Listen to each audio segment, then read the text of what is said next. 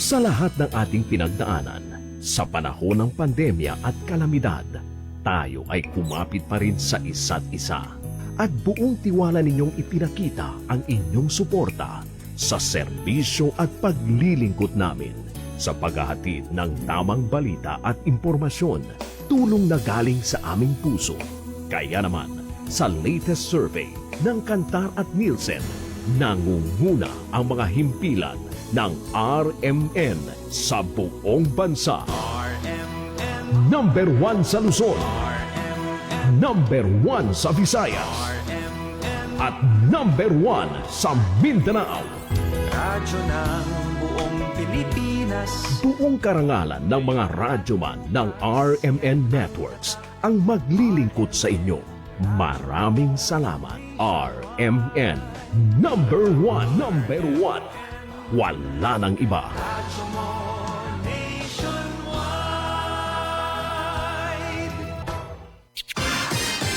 Ito ang DXMY.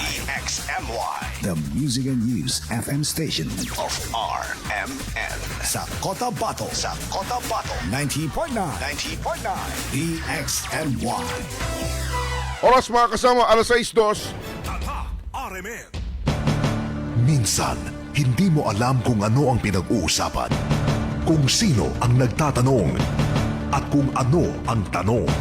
Ngayon, ang tenga't isipan ay buksan. Intindihin ang bawat issue dahil tayo ang apektado. Straight to the point. Ito ang balitaan at talakayan na tunay na diretsahan. Walang paligoy-ligoy, tagos, lubos, umaagos. Straight to the point. Mas malamang usapan, mas mabusising talakayan, komentaryong mas mauunawaan. Straight to the point. Tatak RMN. Radyo mo nationwide.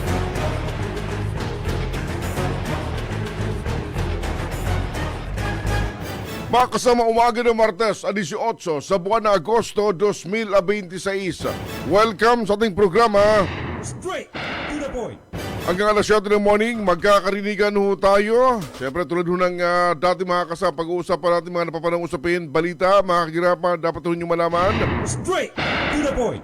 Mga nangyari po sa nakalipas na 24 oras sa loob at labas ng ating lokalidad. Kaya tumaasa ho kami sana ho nasa mabuting kalagayan, nasa maayos na pangangatawan. Straight to the point. Ating programa live na po napapakinggan dito po sa DXMY 90.9 FM sa Cotabato City. DXMY 90.9 FM sa Cotabato City, mga kasama. Straight to the point. Sa Facebook naman, live din tayo sa FB page, DXMY 90.9 Cotabato, DXMY 90.9 Cotabato. Paki-like and paki-share para updated sa mga kaganapan sa loob at labas ng ating lokalidad. Weather report. Mga kasama, sa kalagayan po ng panahon, ang bahaging ito atin po sa atin ng Bangsamoro Federalist Party, BFP number 4 sa Balota. Weather report. Sa forecast po ng Pag-asa, mga kasama, ang bahagi po ng Mindanao, kabilang po tayo sa Bangsamoro Region, makakaranasan ng bahagyang maulap hanggang sa magiging maulap po na Papa Rain, na meron ng isolated rain showers at thunderstorm, dulot ng umiiral na localized thunderstorm. Weather report. Nakataas yung babala ng Pag-asa sa posibleng flash flood o landslide sa mga panahong makakaranas na malakas na buhos ng mga pag-ulan. Weather report. Samantala, ang bahagi po ng Luzon, partikular sa Metro Manila, mga kasama, na nakaranas ng mga pagbaha kahapon, apektado po ng umiiral Weather report.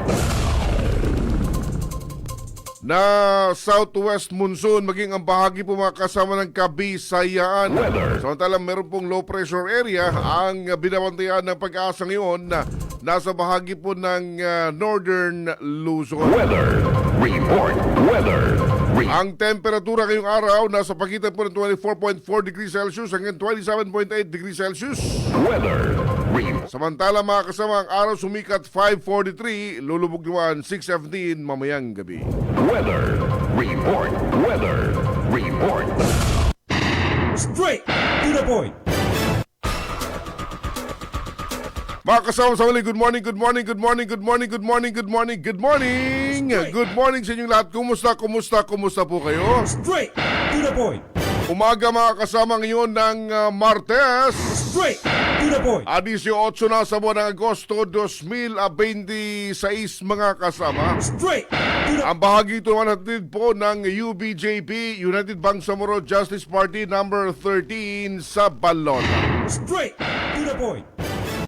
Ang daming mga usapin, daming mga balita kaganapan, mga pangyari o sa nakalipas mga kasama na 24 oras. Straight to the Ang point. pag-uusapan natin sa kabuuan ng ating programa this morning mga kasama. Straight to the point.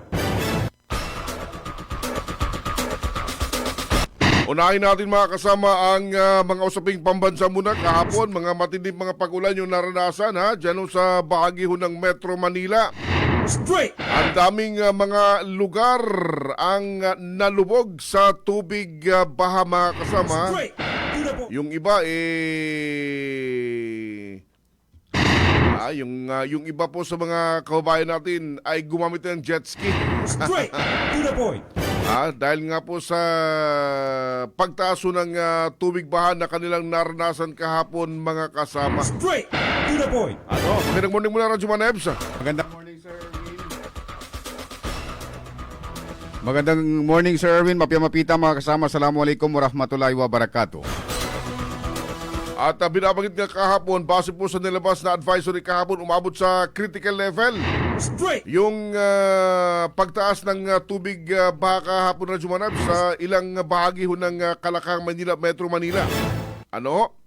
Base po sa nilabas na mga ulat yesterday mga kasama, Straight to the point.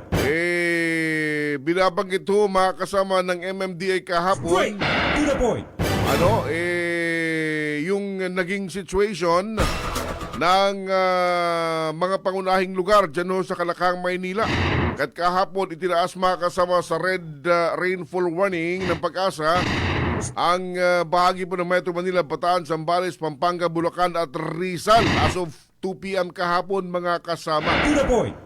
Kung mapansin Radyo Manabs, matindi yung baha sa mga main thoroughfare To the point. ng Metro Manila apektado ng pagtaas ng tubig baha.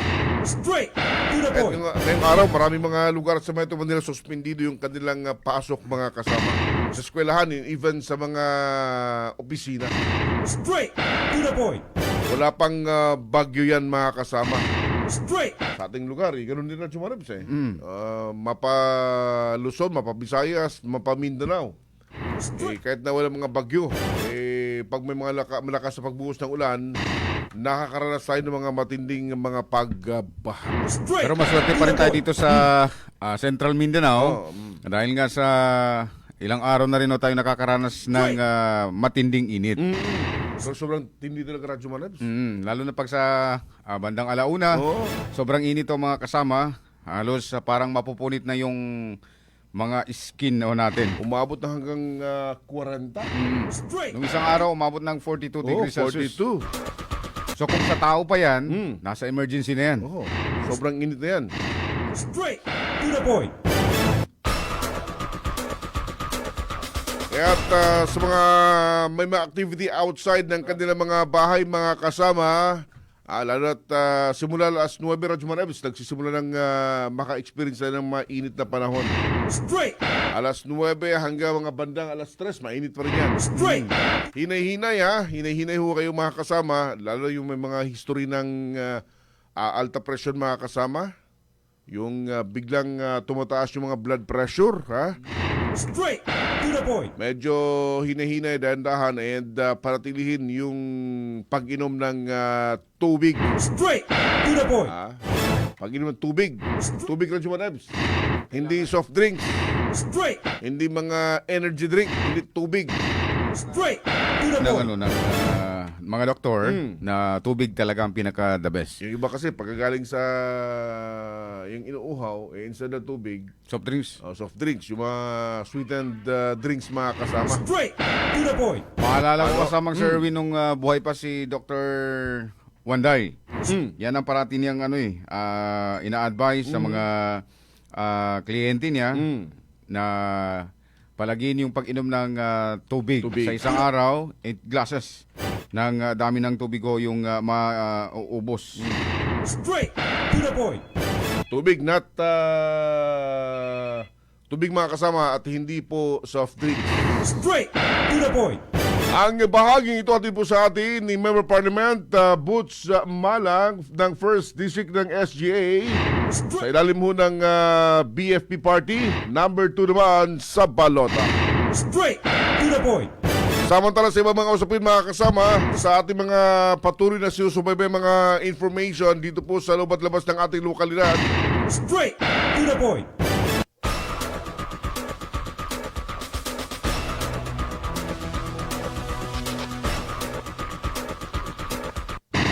Straight to the point. Straight to the point. Ang dami mga usapin mga kasama, daming mga balita kaganapan, ating patuloy na sinusubaybayan sa loob at labas ng ating lokalidad mga kasama. Straight to the point. Ang isa pa rin sa mga sinusundan na Radyo Manebs, anong development sa ginagawang investigasyon ngayon ng ating mga otoridad? Straight. May kinalaman nga sa insidenteng nangyari nung Saturday. Straight to the point. Ano dyan sa bayan ng Dato Orinsiso at Maguindanao del Norte, kung saan tinambangan yung convoy ng Chief Minister ng Bangsamoro Region. Straight to the point. At kahapon ay nagpatawag ng Municipal Peace and Order Council meeting ang pamahalaang lokal Straight to the point. ng Dato Orinsiso at Radyo Manebs. Straight to the point. And kabilang o naging sentro ng kanilang pagpupulong Straight to the point. yung mga gagawing measure To the point. para hindi na maulit pa yung insidente and magkaroon o makatulong sa mga otoridad sa ginagawang investigasyon naman sa nangyaring insidente ng pananamba. Straight to the point. Ang taga-Probar kasamang Sir Erwin ay sagot na dahil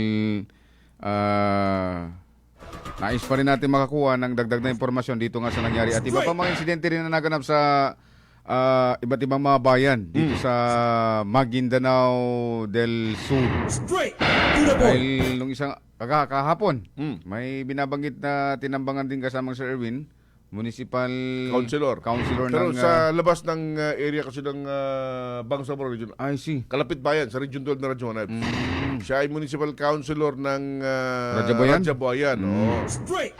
Tinambangan siya while tinatahak yung kalsada pero mapalad naman dahil walang nasaktan sa mga sakay ng kanilang service vehicle na sinasabing umabot sa 4 katao mga kasama yung mga sakay hunto. Straight to the point.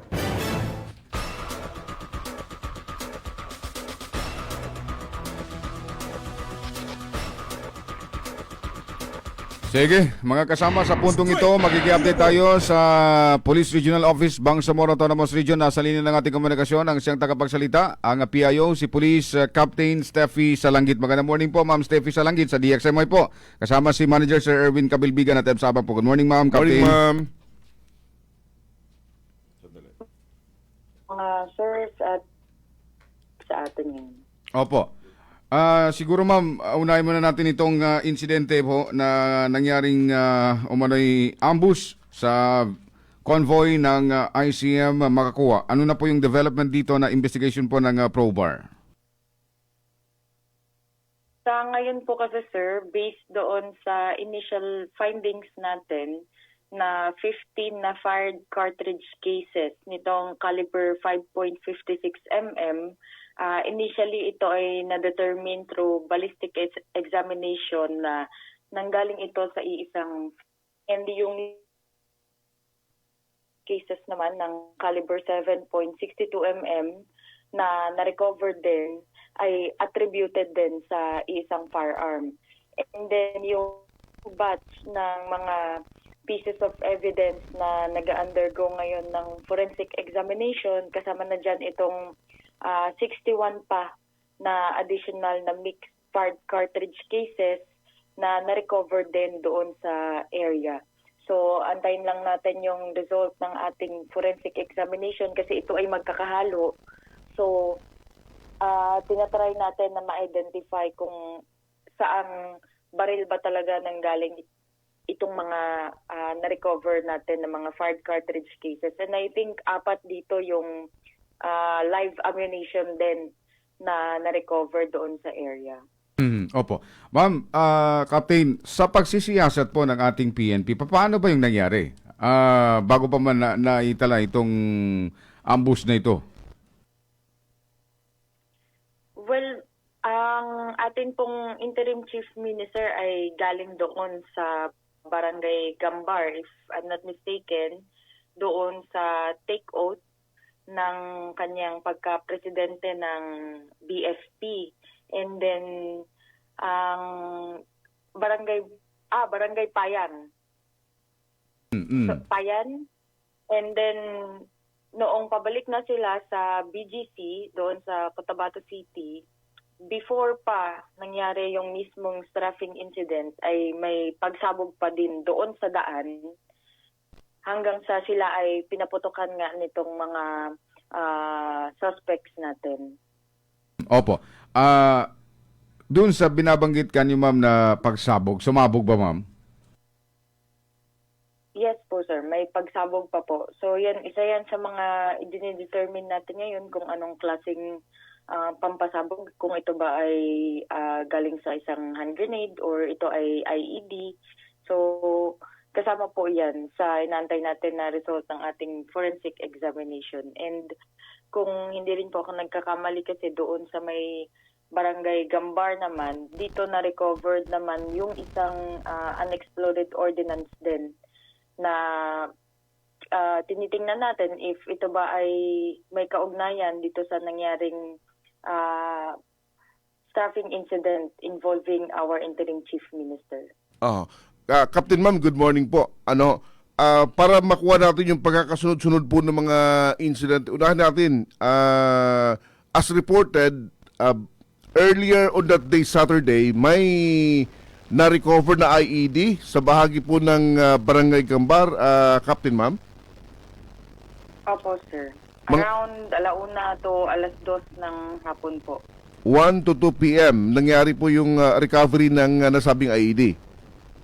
Opo, yung isang kaan natin doon sa 1st Marine Corps Intelligence Company ay ang nakapag-report nitong na-discover nila na suspected unexploded ordnance. And then dumating doon yung ating mga EOD and iba pang mga personnel ng 6IB, mga ating intelligence officers para i-validate yung report. And then noong 4:00 ng hapon, nandun na rin yung ating PNP and nag-assess doon sa ating suspected device.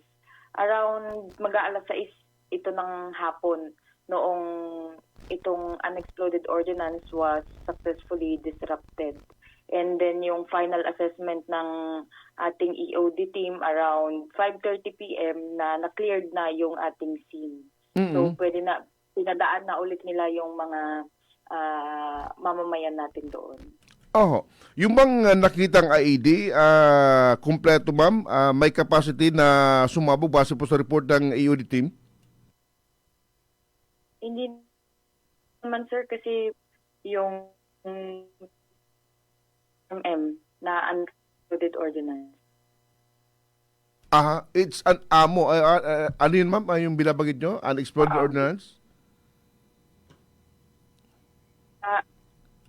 ED, sir. Hindi siya kumpletong nabuo as an IED, pagkakaintindi ko, sa binabagit nyo ma'am? Yes, sir. Opo. Saan Hindi bahagi? po siya IED, unexploded ordnance. So hindi na po siya nakabalot or something na hinolma? Opo. Wala. Bala ho siya Wala ng po, sir. bala ho siya ng Ano, ma'am? Ito na recover is bala po ng Ito po, sir, ay 81 mm 1. po. 81 mm. Okay. Ano po yung tsorya ho rito ng mga investigator kung sakaling meron na hong resulta, Captain Ma'am? Paano po ito nakarating sa lugar? Wala pa tayong progress report, sir, dito sa first incident na ito. Pero yung nangyari kasing strafing incident sa ating ICM, yung area na pinagkakitaan nitong unexploded ordinance na ito ay nasa 10 kilometers din ang layo. Yun. And around 15 to 20 minutes siguro yung kanyang biyahe papunta doon naman sa barangay Payan pala doon sa pinagdausan nitong oath-taking. And then yung pinagdausan ng ating oath-taking around 15 to 20 kilometers naman papunta doon sa barangay Bito kung saan nangyari yung mismong strafing incident. Ayon. So in short, yung distansya ng Payan kung saan ginanap yung activity and then yung area kung saan na-recover yung unexploded ordnance na 81 mm ay malayo, 15 minutes away, Captain Ma'am, ano ho? Sa information ng Opo, sir. investigator. Okay. Malayo din po talaga. Malayo siya. Okay. Doon tayo ma'am sa nangyaring insidente ng pananambang sa bahagi ng Barangay Bito. May binabanggit kayo kanina na bago yung putok, may explosion po na nangyari, narinig ma'am? Tama ho ba yung rinig namin kanina? Yes, sir. So, ito yung tingnan natin kung ito ba ay galing sa IED or ibang klase pa ng pampasabog like hand grenade.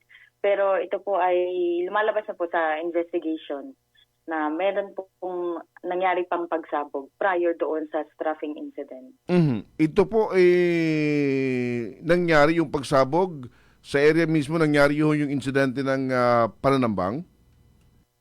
Opo, sir. Kasi yung kalsada natin ay downslope, pababa yun nung pabalik sila ng BGC. Itong area na ito ay pababa. And yung mga residents natin doon ay kakaunti lamang talaga. But yung elevation nitong lugar ay nasa 10 meters to 15 meters. Galing doon sa baba ng kalsada. So, medyo mataas-taas siya. And then, pagdating nila doon sa may baba na area, doon na nangyari yung pagsabog. Opo. Yung pagsabog, ma'am, base po sa investigation, gilid ng highway or saan po ba located yung sumabog na eksplosibo, ma'am? Sa gilid din siya ng highway, sir. Pero yung trajectory exam kasi doon sa mga sasakyan natin, yun nga yung isa natin na gustong mabanggit para malaman din natin kung yung mga kasama doon sa convoy ay nakapag-retaliate pa ba or lahat ng tumama doon sa sasakyan ay galing sa labas or yung mga remnants or mga fragments ng ating IED ay tumama pa sa sasakyan. Kasi dyan natin mag-determine kung gaano din kalayo yung mismong pampasabog doon sa kalsada at doon sa sasakyan natin habang tumadaan sila. So ito ngayon yung subject ng nagpapatuloy ng investigation ng ating pong otoridad. Opo, sir. Tama po. Yung klase ho ng IED, ma'am, initially may natukoy na yung mga expert ho natin? Wala pa tayong report dyan, sir. Kung anong klase to, either IED or explosive, Captain Ma'am, ano? Yes, sir. So, yung atin namang investigation kasi, sir, kung pamarapatin po ninyo, Sige tayo po. ay nakapag-create na po ng Special Investigation Task Group or yung SITG ICM natin. So, hindi naman ito basta maliit lamang na kaso dahil ang involved po dito ay ang ating interim chief minister. So, ito ngayon yung pinagbibigyan natin ng pansin. And yung mga accumulated reports from the units na involved dito sa investigation natin ay hinihintay natin, lalo na yung reports ng ating forensic unit. So kapag po may update na tayo, malalaman natin yan kapag nagkaroon na ulit ng case conference yung ating SIT. Ayun, malinaw ho yun. Now, idagdag ko dun sa chronology of event, magkaroon ng pagsabog, o right after nung pagsabog, ay nagkaroon na ho ng mga putok ng baril. Base po sa, ganito ba yung pagkakasunod-sunod po ng insidente, ma'am? Ano? Oo. Right after nung pagsabog ng eksplosibo sa gilid ng right after nung pagsabog, ma'am, sa gilid ng highway, nasundan ho ng mga putok ng baril.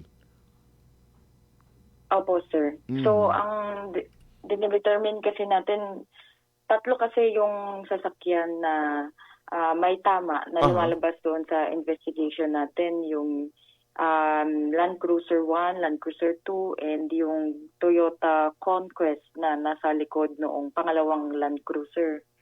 So, yung sinasabi nga ng ating isang member of parliament dito sa BARM na ang ating ICM ay hindi mahilig magpa-security ng madami. Kaya kung mapapansin natin ay konti lang or maliit lang yung kanyang convoy. So, isa yan sa tinitingnan natin. Pero pagdating naman po kasi sa mga statements ng ating witnesses, isa yan sa sinisikap natin na makuha talaga. Magaya nga ng sinabi ko kanina, kakaunti lang po yung mga bahayan and hindi pa siya ganoon talaga kalapit doon sa area ng mismong pinangyarihan doon sa may barangay dito sa Dato Odin Sinsuat. As well as yung statement na din po from our victims, yung mga naandun sa convoy ay sinisikap po nating makuha para magamit po natin and makatulong sa ating ongoing na investigation. Ayun.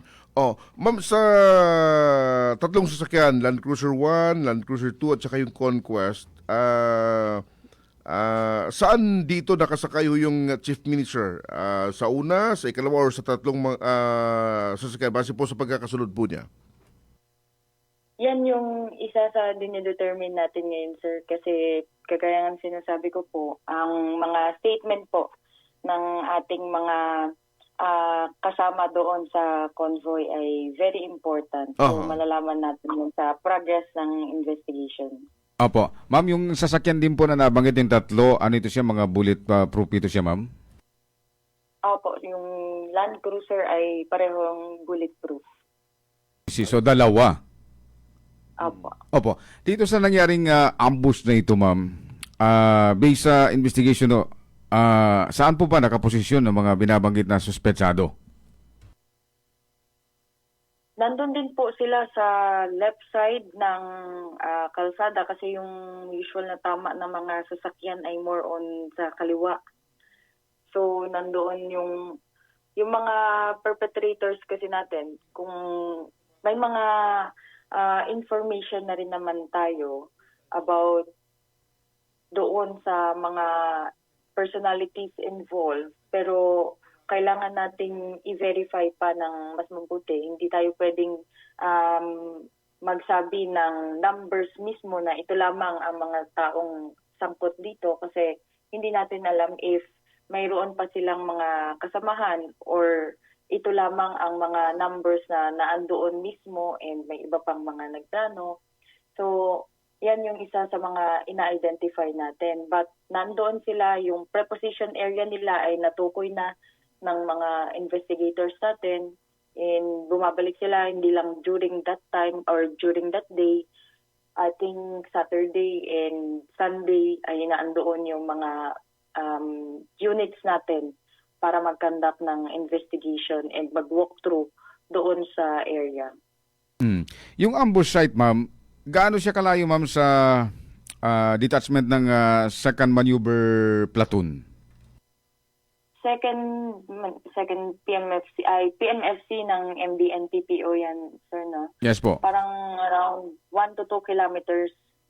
yun nga yung isa sa in-expect natin na makuha yung CCTV footage doon sa checkpoint ng PMFC. Pero nung nangyari kasi yung staffing incident, hindi kasi tumigil yung convoy. Dire-diretso sila hanggang BGC. And doon na tayo nakapag-conduct din ng iba pang mga examination para doon sa mga sasakyan. So, ang mga personnel ng 2nd MP, nakatunog ba agad sila, ma'am, o ilang minuto pa bago ho nakapag-responde since na ang dumaan, ang niratrat, ang convoy ng Chief Minister? Yes, sir. Ang ang personnel ng PMFC po ang nag-alert sa Dato Udinsin Suwat MPS. Opo. Ma'am, yung mga na-recover na dami ho ng basyo ho, tama po ba yung unang report na natanggap po namin, 30 pieces? 20, opo. 20. So, anong uri ng armas po, ma'am, yung ginamit po ng mga suspetsado? Yung based sa investigation natin, sir, dalawa na yung lumalabas dito. Yung isa ay galing sa 5.56 na caliber. Ito yung 15 na basyo ng bala. And then 5 naman yung galing sa 7.62 mm. Opo. And yung additional na 61 na na-recover natin ay subject pa for ballistic exam. And ito nga, kagaya sinabi ko kanina, ay magkakahalo. So, inaantay natin yung result ng examination natin para ma-identify natin kung anong baril pa yung ginamit, kung may iba pa ba bukod dito sa dalawang naunang na-confirm natin. And may 4 pang, kagaya sinabi ko na may 4 pa na live ammunition na na-recover. Ano po yung 61, ma'am? Magkakahalo pa ito, sir. 61 na basyo ng bala. And kasama na din dito yung 4 pa I see. na live ammunition. Opo. Saan naman po ito sila na-recover, ma'am? Itong mga binabanggit na magkakahalo mga bala. Yung 61 na yun. Doon din po sa pinangyarihan, sir, ng stabbing incident sa barangay dito. Opo. Yung 61, ma'am, pampasabog ito, bala ito siya, ma'am. Basyo ng bala. I see. Oo. So, suma total, ma'am, yung kabuang bilang ng mga basyong na-recover is 61 pieces. 81 na po, sir. 81 na. Kasama Madami. yung nauna. So kasama yung 15 plus 5 plus 61 na magkakalong basyo na na-recover dun mismo sa area kung saan posibleng pumosisyon yung po mga ambushers. Opo, sir. Kasi yung una na 20 pieces ay yun yung naunang naging subject ng ating ballistic exam. Aha. And then yung nag-conduct na ng walkthrough ulit yung ating mga personnel ng magkakahalong units na ito para sa crime scene processing na-recover additionally yung 61 pa na mga basyo, magkakahalong basyo ng bala. I see. So, suma total 81 empty shells yung na-recover plus 4 live ammo. Opo, sir. Okay. Sa insidente na ito, ma'am, ano yung nakikita ng ating PNP? Election-related ba itong nangyaring ambush na ito? Sa atin po kasi, sir, sa Philippine National Police as well as sa ating Armed Forces of the Philippines, kailangan pong dumaan ito sa process ng ating validation and evaluation bago natin masabi na ito ay election-related. Pero hindi natin inaalis yung bigat na ang ating ICM ay isa ring kandidato bilang isang district representative ng Maguindanao del Norte. Pero sa ating pong panig ay wala pa po tayong confirmation kung ito po ay election-related incident nga. Opo. Initially, ma'am, may ilang mga tao o mga suspitsado yung posibleng may kagagawan dito ho sa nasabing insidente ng pananambang base po sa mga nakakalap po na information ng PROBAR. May mga lumalabas na, sir, na numbers, pero yung mga suspected persons kasi natin ay wala pang definite na bilang sa ngayon. Sa ating panig po ng PNP, wala pa po tayong inilalabas talagang bilang nitong mga suspects natin. Siguro doon sa mga ibang government agencies natin or mga stakeholders ay meron ng mga information na nakakarating sa kanila, pero sa ating pong panig ay wala pa po tayong definite na bilang. Ayun. Okay. With this incident, Captain Ma'am, ano po yung nais yung iparating na mensahe sa publiko? Hindi naman po natin inaalis na may mga series po ng incident na nangyari na ganito. Hindi po natin inaalis na nagkaroon po ng mga nakakalungkot na pangyayari dito sa ating lugar, but isa lamang po ang gusto nating iparating sa ating mga kababayan dito sa Bangsamoro Region, na ang ating pong mga police personnel, kasama na po ang ating Armed Forces of the Philippines, ay nananatiling alerto at nananatili pong kasama ninyo dito sa ating mga pamayanan sa buong Bangsamoro Region. So, hinihikayat po talaga natin ang kooperasyon po ng lahat, na patuloy po tayong makipag-coordinate at maging alerto, maging mapagmatsyag po sa ating mga kapaligiran, dahil napakalaking tulong po ng mga information na ibinibigay po ng mga kababayan natin sa ating mga security units, sa ating pong PNP and AFP, kahit po sa ating local government units, kasi napakalaki pong tulong yung maaga pong pagbibigay nila ng information sa atin. Opo. Malinaw po, ma'am. Ma'am, yung sa Dato Abdullah Sangki, may information po ba ang Probar? Insidente rin po ng pananambang na itala. Ito ba yun, sir, yung Sakay ng tricycle po. opo, yung isa ay sugatan, and yung isa po yung victim natin na namatay. Doon naman sa may barangay Kaya-Kaya sa Dato Abdullah Sangki. Opo. Ano yung information po na natanggap po ng inyong opisina, ma'am? Itong incident na ito kasi, sir, ay na-report galing doon sa Barangay Kagawad ng Barangay Kaya-Kaya na si Honorable Saudi Pantilan. And yung information noong na-receive ng Dato Abdullah Sangki MPS, yung ating officer in charge kasama ng kanyang mga personnel, as well as ng 34th Infantry Battalion ng Philippine Army, ay nagpunta nga doon sa area para i-confirm itong incident. And yung investigation kasi natin, sinasabi na yung mga victims ay nagpunta doon sa Purok 6 na wet market para bumili ng isda. And habang naandun nga sa location, yung mga taong ito ay allegedly na pinaputukan nitong mga suspects without apparent provocation, gamit itong unknown caliber ng firearm. And yung report naman na ito, siguro may progress report na sila from the municipal police station, and hopefully mahingi natin para makapagbigay din tayo ng update.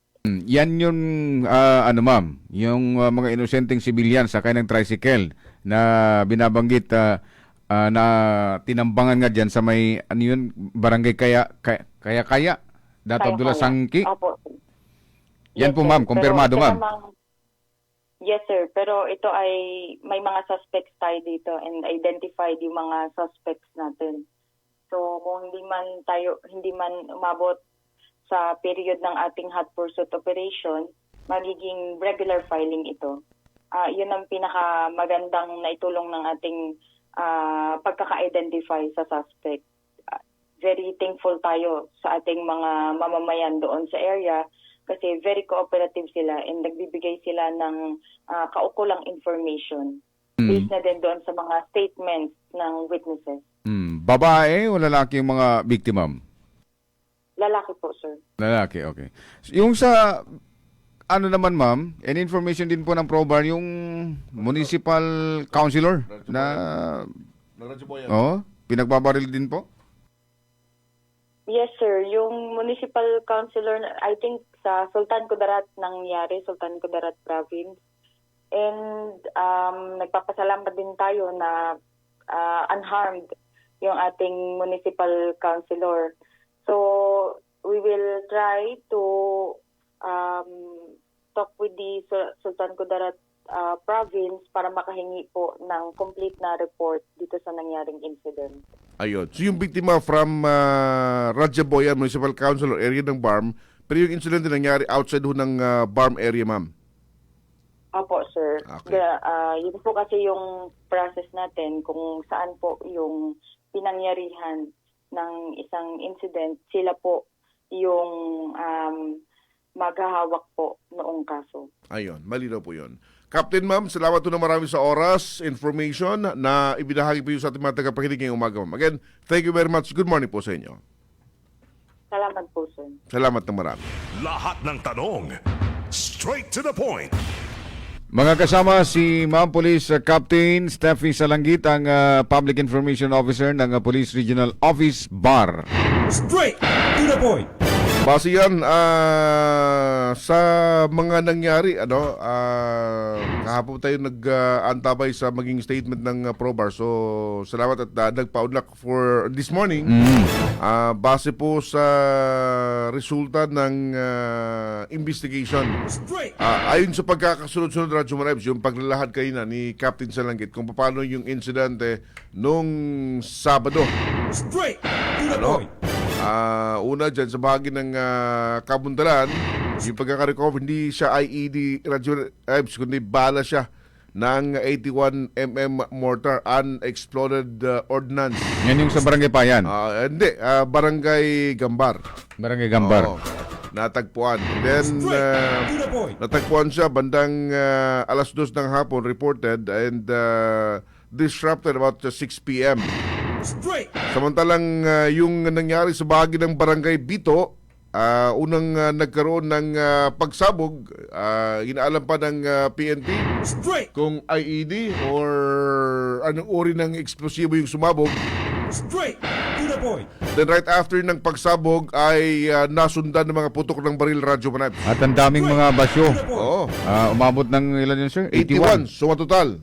Una, 15 mula sa 5.52 M16 doon, ba? And then, 5 sa 7.62. Ito yung nag-undergo ng ballistic exam. Then, sa... ano yung term na binabanggit? Nung magkaroon pa ng follow-up na pagkalugog sa area, na-recover pa yung 61 na basyo ng samut-saring basyo ng baril, mga kasama. Straight to the point. Kaya so total 81 empty shells yung na-recover at 4 na live ammunition. Meron pang 4 na hindi sumabog. Hindi pumutok. So yan yung mga information coming from the ProBar ngayong umaga, mga kasama. Straight to the point. At tawag tayo, ano pong magiging progreso sa nagpapatuloy na investigasyon.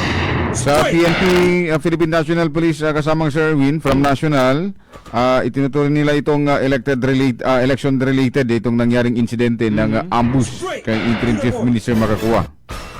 Ito yung nilabas ng spokesperson ng PNP, si Colonel Allen Ray Co. Kahapon. Yun. At nabuo na ngayon binabanggit na Special Investigation Task Group, SITG. Ay, nakalimutan ding matanong sino-sino yung mga bumubuo Radyo Manibs sa SITG. Pero sa pagkakalam natin, pagka ganyan, Maguindanao del Norte, ground commander pa rin nila. Yung PD. PD. Ayun. And then kasama na dyan yung taga COP. CIDG, COP, at iba pang mga investigador o mag-iimbestiga dito sa nasabing incident nito. Straight to the point. Okay, oras mga kasama sa mong kapuluan.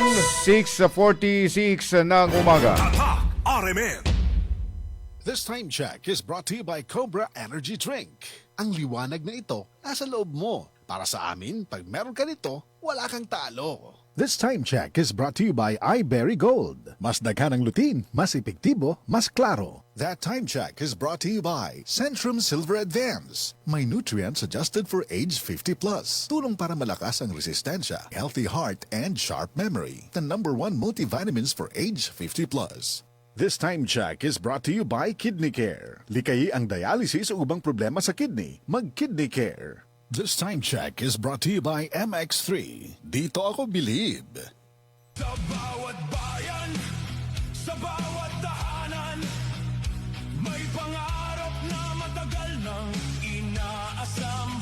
Kapayapaan at pagkakaisa. Assalamualaikum warahmatullahi taala wabarakatuh. Labi-labi din sa kanu sakop po District 5, Maguindanao del Sur.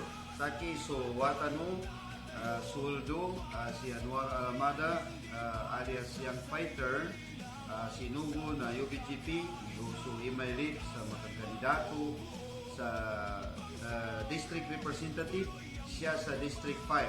Niyako number baluta na number 1. Number 1 sa baluta, UBGP. Para sa bayan, hindi para sa sarili lamang. Nagapay siya sa pag-asa, paglilingkod siya ang nauuna.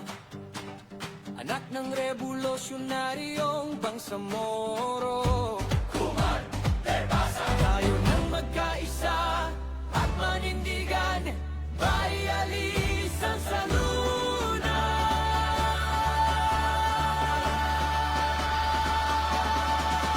Karon ating samahan, matadang na pamilyang Bangsamoro. Lahat kasali sa bapa, kasama ka palagi, kasama rin si Bayalies. By honor, San Saluna Kao, nominee number 3 sa Bangsamoro Party, lahat kasali. Ikaw at ako, tayong lahat sa Papa, lahat kasali. Atornila ng ali, atornila ng ali, atornila ng ali, atornila ng ali.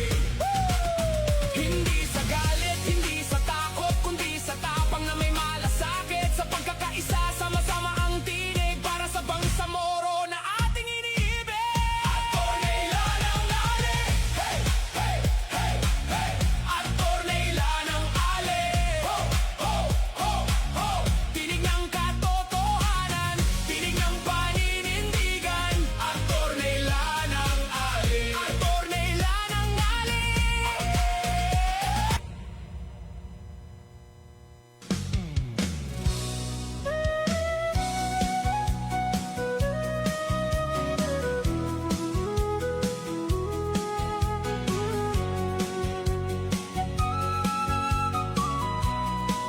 Bismillahirrahmanirrahim. Assalamualaikum warahmatullahi wabarakatuh. Saki suwatano at pagkasuldo, mana si Sultan Dato Teng Utugumbila ay kasapun duwalo na Sultan sa Kabuntalan Mindanao Darul Salam, abot kandidato sa pagka-tradisyonal kanong partido no BFP. Sunyaba at kinamong ko sa kandidato na traditional leader na sabab kanong paninindag ko kanong malatabat no kita no ang mga tuko ng sultanet sa bansa ko. Ataw kanong kapangilay kanong kagkabagay no peace, unity and solidarity. Mag-isa-isa kanong nyaba akama itano ilabi so kapapagalyakan no nyaba a eleksyon. Assalamualaikum warahmatullahi wabarakatuh.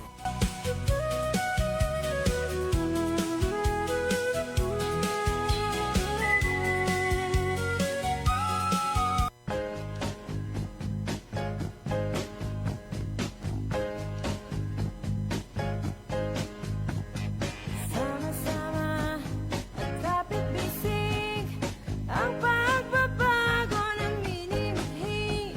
Ikaw, ako, sama-sama. Huwag kayong mabahala na sinasabi nila na ang Moro National Liberation Front, ang BAPA, mahina. Hindi ho, malakas tayo.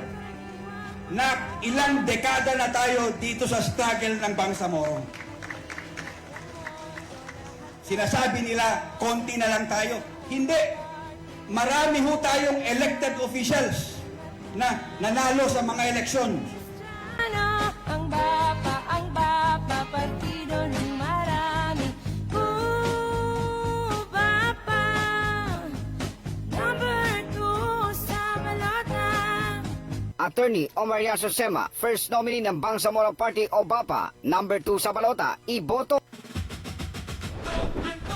Assalamualaikum. Dr. Tumanda Antok po, number 1 sa balota para sa District 3 ng Cotabato City. Marami pa rin sa ating mga kabataan ang nahihirapang matutong bumasa. Marami rin ang hindi nakakapagtapos ng kolehiyo. At habang umunlad ang sentro ng lungsod, marami pa rin komunidad sa District 3 ang naiiwan. Mapupunan natin ang mga pagkukulang na ito sa parlamento. Isusulong natin ang school kitchen para sa mga pampublikong elementarya. Mas mataas na kalidad ng edukasyon sa ating state universities and colleges. Bilang guro, mananaliksik at eksperto sa pulisya. Iaalay ko ang aking kaalaman at karanasan sa paglilingkod sa inyo. Ako po si Dr. Manda Antok, hindi natutulog sa serbisyo. Number 1 sa balota para sa District 3 ng Cotabato City. Political advertisement paid for by Dr. Manda Antok.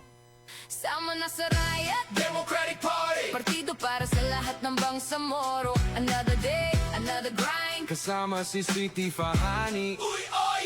Madaling lapitan, handang umalalay para sa Bangsamoro. Walang haso sa trabaho. Solusyon hindi problema, Batas hindi atras. serbisyo at progresibo'y hangad. City Fahani, Uy, oy! fourth nominee ng Raayat Democratic Party. Another day, Another grind, walang maiiwan behind. para sa Bangsamoro. Ipanalo natin ito. Kay Sweetie Fahani. Uy, oy! Angat tayo.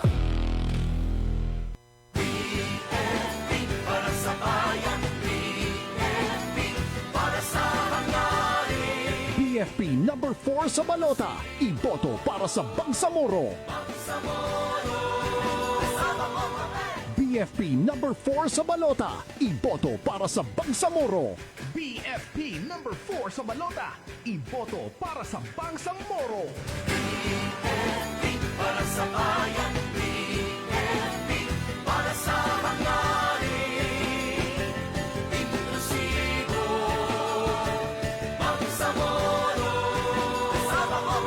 BFP number 4 sa balota, iboto para sa Bangsamoro. BFP number 4 Halina kayo! Tara na kababayan!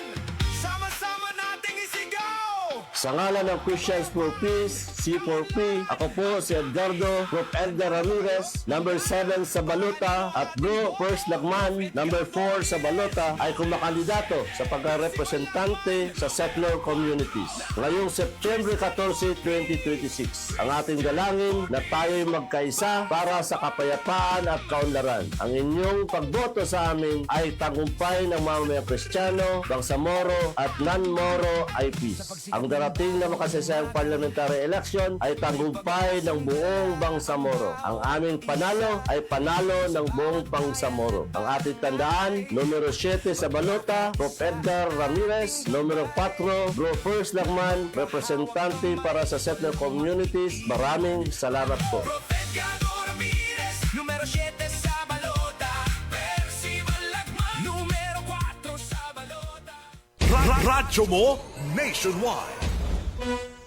6:55 na po ng umaga mga kasamang baging yan. Atid sa atin ng Bangsamoro Federalist Party number 4 sa balota. At hatid din ni Sultan Datoteng Gumbila, BFP Party first nominee for traditional leader, number 5 sa balota. Ang oras naman natin sa atin mga kasama ni Attorney Sheriff Abbas, UBGP candidate sa District 1 ng Cotabato City, number 1 sa balota. At din sa atin mga kasama ni Anwar Alamada, young fighter, UBGP candidate sa 5th District ng Maguindanao del Sur, number 1 sa balota. 6:55 ng umaga hatid sa atin ni Dr. Tumanda Antok, BFP candidate sa 3rd District ng Cotabato City, number 1 sa balota. Straight to the point. Report Radyo Manabs. Suspect sa sinasabing pananambang sa convoy ni ICM Makakuha, nagtambay pa umano sa isang bahay. Ayon sa PNP, detalye ng balita, Radyoman Juldi Mapalaw. DXMY. Tatak RMN. Pananambang sa convoy ni ICM makakuha na Straight to the point. detalye ng balita, Radyoman Juldi Mapalaw. Straight to the point. Dali mo, hold your line na, Radyo Manjul. Straight to the point. Okay na, Radyo Manjul, go ahead. Individual na itinuturing na person of interest ang manoy namatahan na nag-standby sa lugar bago pa man ang pananambang sa convoy ni Interim Chief Minister Abdul Rauf Makakua sa Barangay Bito, Datudi, Nasinsuat, Maguindanao del Norte nitong hapon ng Sabado. Ayon kay Datudi, Nasinsuat Municipal Police Station Deputy Chief of Police Captain Tony Di Maro, patuloy na bineberipika ng mga investigador ang pagkakakilanlan at posibleng papel ng naturang individual sa insidente noong August 15. Na-recover din sa naturang lugar ang ilang basyo ng bala na kabilang umano sa 5.56mm, 7.62 mm cartridges. Patuloy ang investigasyon upang matukoy ang iba pang posibleng sangkot at ang motibo sa naturang pananambang. 5 August 15, 2025, along General Cotabato National Highway. Motive is still to be determined. Convoy who? Sino yung na victim? Convoy of Abdul Rauf Makakua. Suspects, yan ang nakalagay. Next slide please. At noong alas 4 ng hapon, ang Datudis Municipal Police Station po ay nakareceive ng tawag galing sa Provincial Mobile Force na mayroong nangyari ambush sa may barangay Bito, Datudis, Sisuan. Next slide please. Then, ito po yung action taken namin, Mayor. During the clear investigation of the place of ambush, 15 pieces of fire cartridge is believed to be from 5.56 or Armalite ang nakuha doon na basyo ng bala at 5 pieces ng fire cartridge 7.62 or important siguro yan were recovered and brought ay dinala po yan sa review bar para mabalistik. Kasama mo sa DXMY 90.9 RMN Cotabato, Radyoman Juldi Mapalaw, Tatak Carmen. Maraming salamat, Radyoman Juldi Mapalaw. Samantala, dagdag bang balita mga kasama? Anwar Alamada naman isinalaysay ang karanasan sa pagpanaw ni Salamat Hasim. Detalye ng balita, Radyoman Maestro Rahiban Sao. XMY. Tatak RMN Report. Isinalaysay ni Anwar Young Fighter Alamada ang kanyang naging karanasan sa mga huling araw ng yumaong si MLA Founding Chairman na Salamat Hasim mula sa panahon nitong nakaratay dahil sa karamdaman hanggang sa tuluyan nitong pumanaw. Ayon kay Alamada, ibinahagi niya ang mga kautusan ni Salamat Hasim habang sila ay nasa Butig, Llano del Sur noong 2003. Gayon din ang kanyang mga habilin bago ito pumanaw. Kabilang sa kanyang habilin at isinalaysay ay ang malaking tiwala ni Salamat Hasim kay MLA First Vice Chairman for Military Affairs at BIAG Chief of Staff Alhaj Murad Ibrahim nung panahong iyon na siyang lilis na bakanting posisyon ni Hasim Salamat bilang Amirul Mujahidin at Chair ng Moro Islamic Liberation Front. Si Anwar Alamada ay number 1 sa balota sa ikalimang distrito ng Maguindanao del Sur sa partidong UBJP.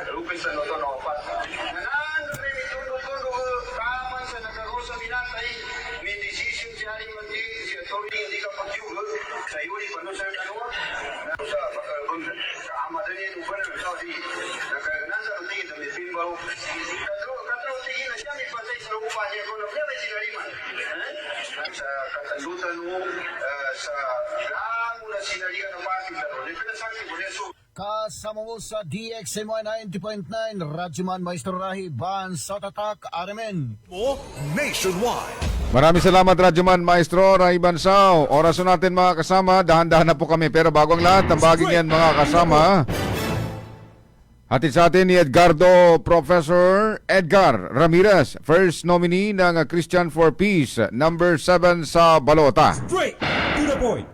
At hatid din sa atin ni Percival Lagman, number 4 sa balota para sa Sutter Community. Straight to the point. Oras mga kasama din po sa atin ni Attorney Lanang Ali Jr., UBJP candidate number o nominee 19, number 3 sa balota. Straight to the point. O number 13 sa balota. Straight. Hatid din sa ating mga kasama ni Attorney Omar Yasosema, first nominee ng Bangsamoro Party, number 2 sa balota. At din po mga kasama ni Engineer Bay Ali Caron, third nominee ng Bangsamoro Party, number 2 sa balota. At Attorney Siti Fahani S. Uyoyod, fourth nominee ng Riot Party, number 12 sa balota. Straight to the point. Morning sa ating mga viewers, si Antoy. Good AM, Brother Erwin and Idol Evs. Pagkikit ng happy 3rd chapter anniversary ng Datu Udin Sinsuat ng Hasing chapter. Long live Gamakins, lalo na sa Grand Kings namin si Sai Angga Balrich. Balrich. Salamat, brother. Walang anuman. Meron ka pa, sir, meron ding nagpapabating sa may PhilHealth. Yung matangkad. Sino pa yun, sir? Sabihin mo lang pangalan ko. Walang ganunan. Walang ganunan na Jordan. Yung matangkad doon, sabi niya. Oo, madali. Kumusta lang ha? Basta, yun na. Walang ganunan si Tristan Way Gulay, good morning. Arnel Lapak, good morning din. Greet ko lang Lapak family, Poblacion 1, Cotabato City. Salamat po. Randy Santisas. Morning. Si Sumunod Sumanya and Sinsin, si Sir Margani Gumander. Habol lang niya ang family Ragondo and Mamad dyan sa may Tapayan Sultan Masura from Dr. Margani Ragondo, Mamad Gumander. Morning, sir. Si Sir Taha Inok. Sabi na dito, mga scriptwriters, ayusin nyo naman yung script para convincing. Straight ano kaya to the yun? point. Montasir, Giaman Aloy, na nakikinig. Tuwing umaga, 8 days po, walang tigil ang ulan dito sa amin sa Paranaque, Manila. Salamat po. Ingat po kayo dyan. Ingat po kayo dyan, mga ma'am. Sige, paano rin Radyo Labs? Maraming salamat mga kasama. Ngayon po ay Tuesday, sa Lasa Saguna, 18 na po sa buwan ng... tama ba? August 18? August 18, 2026 mga kasama. Sa ngalan po ng ating mga partners sa ating technical, Radyoman Chief Alvin Caselion, sa digital si Radyoman Ricardo Madamba Jr. Ating coordinator, Radyoman Maestro Rahi Bansao. Kami po ang inyong mga nakasama, Radyoman Erwin Kabelbigan. Radyoman Ebsabang. Tatak Arimen. Straight to the point.